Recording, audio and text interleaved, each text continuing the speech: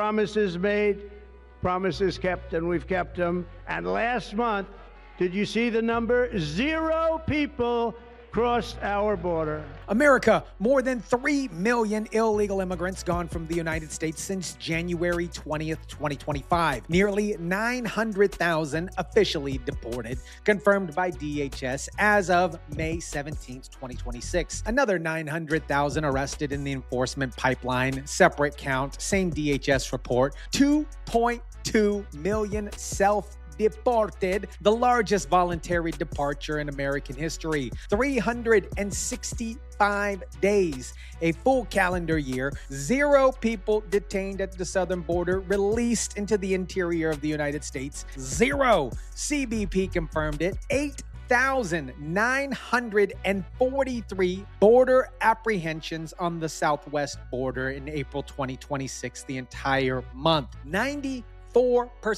The drop in April apprehensions compared to the Biden administration's monthly average. 96% below the December 2023 peak.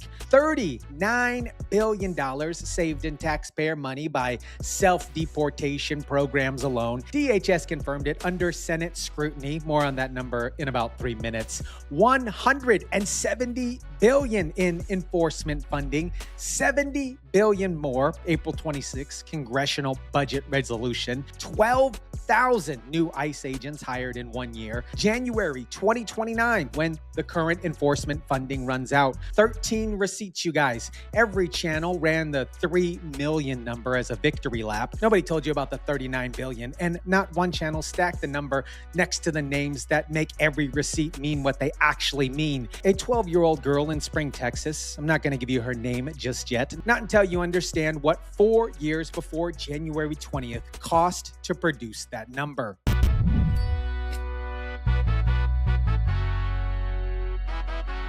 What is up, guys? Tyson DeLaCruz here. Thank you so much for rocking with me. 3 million is the headline here. The most important single operational fact underneath is not the count. It's the 365 days. Under the Biden administration, the policy was 96% of the people who crossed the border were released back into the United States within 24 to 96 hours, pending a hearing. We know how that goes. That obviously, the majority of them never even attended. Not an accident, not an overwhelmed system, a policy choice, you guys. Watch the man who replaced that policy and explained exactly what the previous numbers look like and what 0 actually means. If you think about it, underneath the Biden administration, they were letting in literally 150,000 to 200,000 in cases a week into the United States.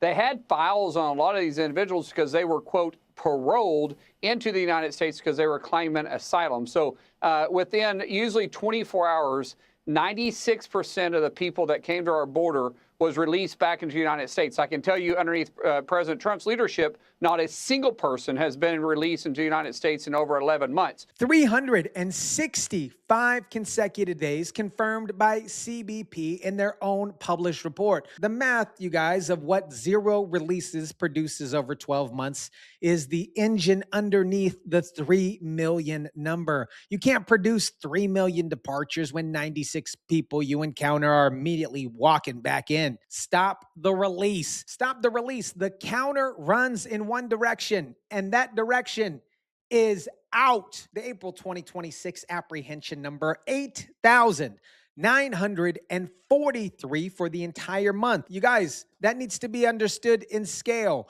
The Biden administration's monthly average was above 150,000. I'm going to bring that back real quick. The Biden administration's monthly average was 150,000. Trump's April is 8,943. That is not a statistical improvement. That is a different category of border. And CBP confirmed the 94% drop is measured against the established Biden average, not a cherry picking window. Every single day, Sean, I get a report of criminals that were convicted and released by sanctuary cities and sanctuary states that were rapists, that were child that were murderers, that were drug dealers, And all we ask is that these cities cooperate with us and give us and honor our detainer, because when we find out they've got them, we ask them, hey, hold on to them and we'll come pick them up. And they go ahead and release them in the streets, and then we have to go find them again. And if you think about this, 7 of the top 10 safest cities in the United States cooperate with DHS and ICE. That correlation is not an argument here. That is an operational data point that you got to mark down on your spreadsheet, okay? The names on Mullen's daily report, before they became victims' names, were people inside a system that had an exit, you guys. A sanctuary policy sealed that exit. And the name, you guys, that I'm about to give you was left in the path of 2 people on that kind of report in June 2024. But first, the 39 billion. Every channel ran 3 million. Nobody told you how much the method that produced 2.2 million of its saved taxpayer money. The CBP Home app, CBP Home, you guys remember that one, a smart application from U.S. Customs and Border Protection. Someone in the country illegally opens up the app, selects their return country, and the United States government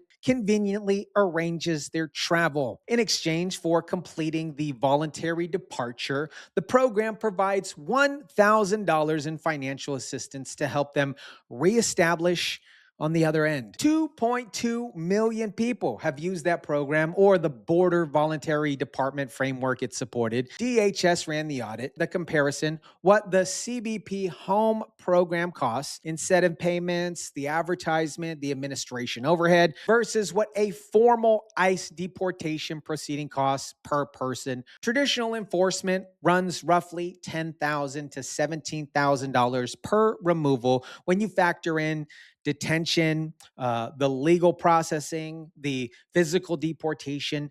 The voluntary departure program cost a fraction of that. The audit results, which DHS defended under Senate scrutiny, by the way, $39 billion in taxpayer savings. That is an absolute kudos. That is not a White House press release number. The Senate here, you guys actually called them in. They produced the methodology. They produced it, $39 billion. It is standard practice for immigration attorneys representing illegal aliens to assert that virtually every illegal alien is going to be persecuted or tortured in his or her own country. Now, due to this directive, ICE attorneys have greater authority to enforce the law and stop the abuse of our asylum system by illegal aliens and attorneys. Joining me now is former federal prosecutor and former acting ICE director, Jonathan Fahey. Jonathan, good to see you. Thanks so much for being here. Tell us what's going on in terms of these fraud cases with regard to illegal aliens. What are they doing? Yeah, what they're doing is essentially a continuation of what they did under the Biden administration, because one of the tricks that the Biden administration used to bring in so many illegal aliens was claim that they're asylum seekers and implicitly encourage them to falsely claim asylum so they could come into the country with the understanding that they would basically get to stay. The $39 billion is not just an accounting result. It is what happens when you change the actual signal here. The Biden era signal was, come on in, lo kilo Taco Bell, the border's open, fool. Come to the border, claim asylum. You'll be released and paroled in. The system built a backlog that signaled for 4 freaking years. The CBP Home program replaced that signal with, you leave voluntarily. El hombre, you get $1,000 and a flight. You don't leave voluntarily. You get removed through formal process at an enforcement cost. When you change the signal from stay to leave, they leave. 2.2 million of them, 2.2 million people left. And it saved $39 billion compared to removing the same number of people through formal proceedings. The VP held a fraud roundtable at the White House yesterday with attorneys general across the country. But Democrat-led states declined the invitation. They did not show up. The vice president holds a meeting about stopping the asylum fraud pipeline, the mechanism that cost the country billions and billions before the CBP Home program program reversed the flow of a lot of it. And every Democrat-led state attorney general declined the invitation. Not a scheduling conflict, obviously here, guys, by choice. And $39 billion was saved by closing that actual pipeline is the cost of what those attorney generals were protecting by staying home. That is the resource allocation test running in real time, you guys. The federal government saves $39 billion.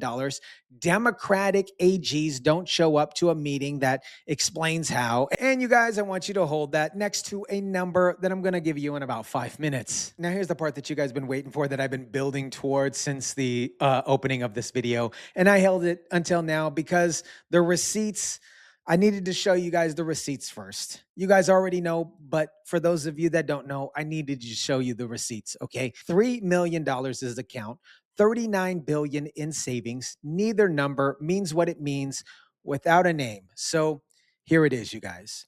Jocelyn Nangri, 12 years old, Spring, Texas.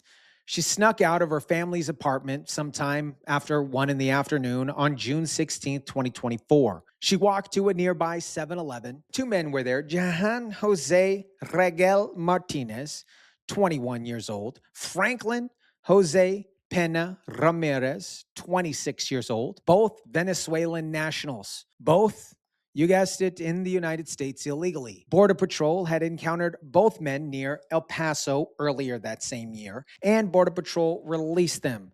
No detention, no removal. This was all pending a hearing that obviously neither of them attended. We started to work, and we've been working around the clock since that time, trying to find out what happened to her and who was responsible, and to get them off the street. Now, guys, I want you to count the senators who have been blocking ICE cooperation funding that same month. Count the governors who were signing sanctuary protections that same month. Count the Congress members who were protesting at detention facilities that same month. Count how many of them said Jocelyn's name. Not a single one of them. Never. The people who built the policies that put her killers in Spring, Texas without a removal order, miraculously, they go silent. Governor Abbott said her name. Tom Homeland said her name in a congressional hearing. The silence everywhere else, that's the pattern. That's the pattern, you guys. Stephanie Minter, Virginia. Abigail Spamberger ended ICE cooperation in her jurisdiction. Stephanie Minter was murdered 20 days later by a man ICE had previously identified as a removal priority, a man who could not be touched because the policies that Abigail Spamberger signed. Spamberger's name is on policy record. Stephanie Minter's name is not on Spamberger's immigration press release. Not in 2025, not today. Every number is the cost of the obligation that should have started years before it actually did. And the critics in the left will argue about whether self-deportation count is actually 2.2 million or somewhat less, are not arguing that Jocelyn Nangri should still be alive. They're arguing about which column she should be placed in. Those aren't the same conversation. Here's how 3 million gets produced because the mechanism outlives the count here. January 20th, 2025, Executive Order 14159. The order activated expedited removal from the interior at scale. This is an authority that has been sitting in the Illegal Immigration Reform and Immigration Responsibilities Act of 1996. This wasn't a new law. This was an existing statute.